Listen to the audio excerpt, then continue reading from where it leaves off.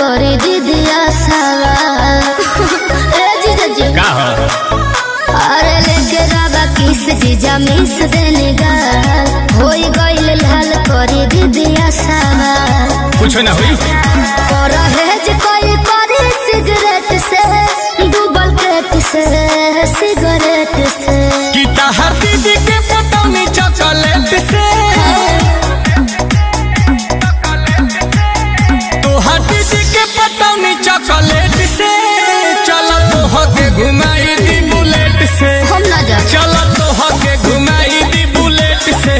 तब फिल्म देख के आवे के तनी लेट से चल तोह के घुमाई दी बुलेट से चल तोह के घुमाई दी बुलेट से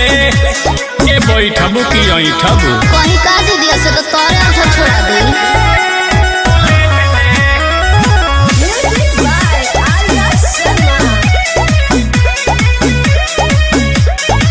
लगी न साले से काहे हटी न हाले से मुँहवे जर जाई अरे बाप रे बाप दूध के छाले से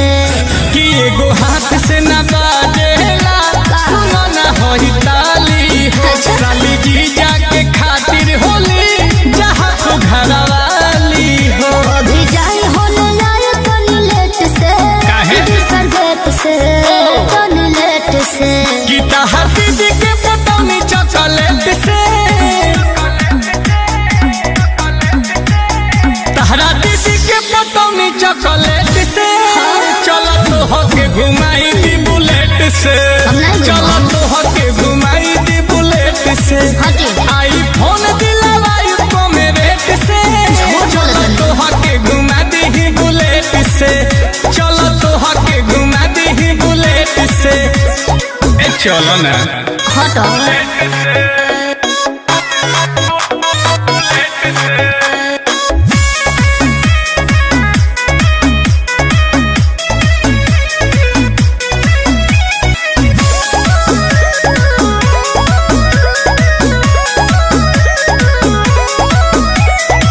रहवा से जबर बा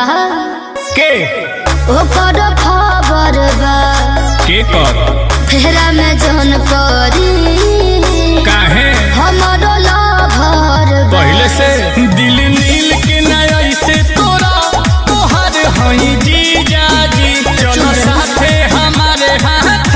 तू खाइली हम पिज्जा जी आंसू दूर करी चमच प्लेट से डिनर सेट से हाई प्लेट से कि तहर दीदी के पटौनी चॉकलेट से तोहर दीदी के पटौनी चॉकलेट से चल तोह के घुमाई दी बुलेट से बोलाई कि का चल दीदी? तोह के घुमाई दी बुलेट से अमर तोहरो भेटाई हो भेट से चल तोह के घुमाई दी बुलेट से कि चल तोह के घुमाई दी बुलेट से अरे का फिर में बारू पेट्रोल पंप अपने बा तेल के कमी ना होई हाँ तो चली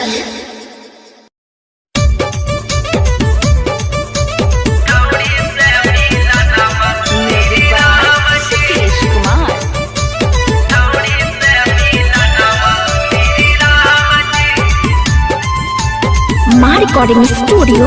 जमुई।